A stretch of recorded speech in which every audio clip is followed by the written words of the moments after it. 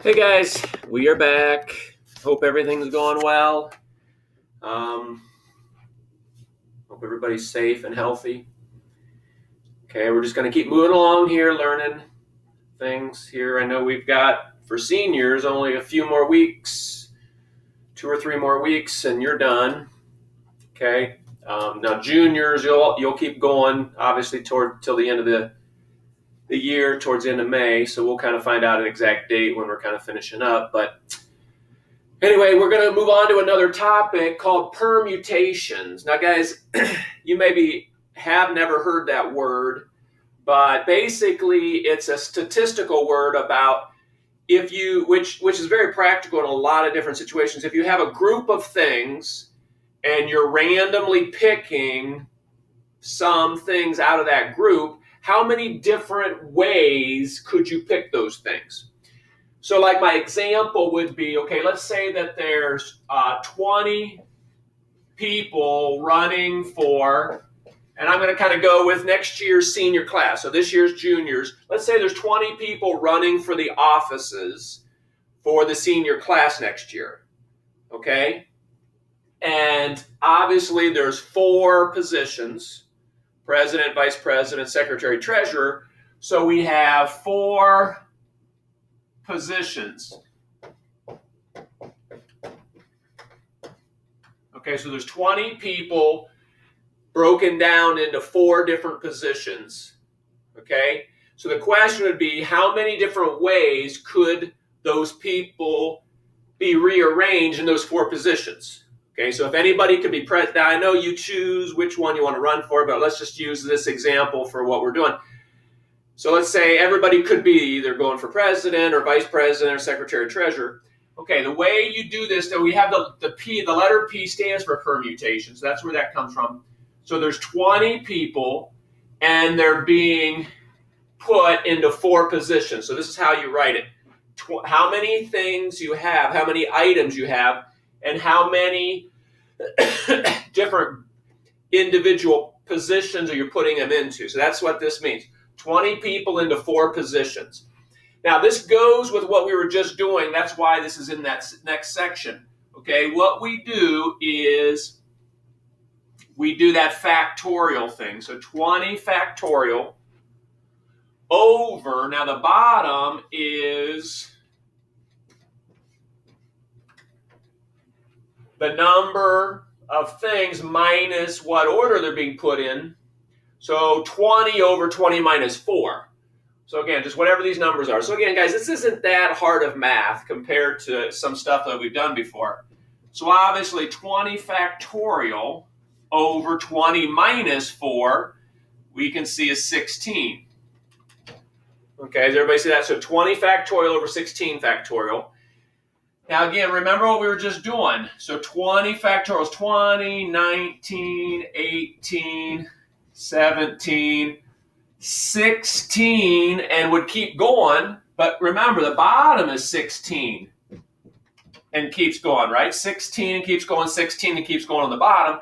So guess what? We can cross out 16 factorial all the way down. So the answer, slipped out of my hands. Okay, the answer is just those 4 numbers multiplied, okay? Now, again, some of these answers are going to be big numbers, but again, you have a calculator. It's not that big of a deal. So 20 times 19 times 18 times 17, boom. So again, these are going to be some big numbers. So there is, because you're looking at all the possibilities. So there is 116,280 different possibilities. So guys, that's actually the answer right there. 116,280 different possibilities. If you had 20 people that randomly got put into 4 different positions, there's that many different choices, okay? Ways to do it. So again, I mean, it's not that hard. I think let's just do a couple more for practice. And then I've given you one for homework. Okay, so here is permutation of 7 things being taken 2 at a time, okay, in two places, okay? So again, this I mean, these are obviously going to be story problems. We'll probably do some story problems in the next video. Okay, so 7 things. So 7 factorial over 7 minus 2 factorial, right? 7 factorial over 7 minus 2. Okay, so 7 factorial over 5 factorial. See that? So 7 factorial, 7 minus 2, 5. Remember, 7, 6. Okay, 5 factorial goes with the bottom 5 factorial. Cross out those 5s. Now this one actually is pretty small. Again, you only have 7 things. You're only taking them in groups of 2, so it's going to be smaller. 7 times 6 we know is 42. Boom. So this one only has 42 different possibilities.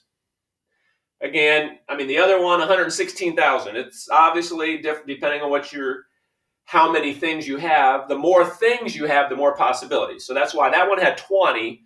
This one only has 7. Okay, let's do one more together here. So we got 12 things being taken in groups of 5. So this is basketball. Okay, so you got 12 guys on your team. How many starting combinations could you have? A group of 5. I just thought about that. So this is like a basketball team. How many groups of 5 could you put those players in? Okay, so again, we got 12 factorial over 12 minus 5 factorial. So 12 factorial, 12 minus 5, 7 factorial. Okay, now this one's going to be kind of a bigger one as well because we got to go 12, 11, 10, 9, 8, and now I get down to 7, which I can just leave that as 7 factorial because the bottom 7 factorial. Cross out those 7s. Grab your handy dandy calculator and 12 times 11 times 10 times 9 times 8. Okay, so just take your time. 12 times 11 times 10 times 9 times 8. Boom. Okay, now this one's not even as big as that first one. So this one is 95,040. Okay, so 95,040 different combinations. Okay, so again, the next video we'll do some word problems, but it's really a lot of the same math, but we'll do some word problems just to kind of practice. So again, shouldn't be too difficult for you. Okay, I'm just going to give you one of these to practice for tonight, for homework, okay, at home. So right there, so the permutation of 11 things taken 8 at a time. So 11 things taken 8 at a time. Okay? So go ahead and enter that into your journal, and we'll see you next time. Thanks. Bye.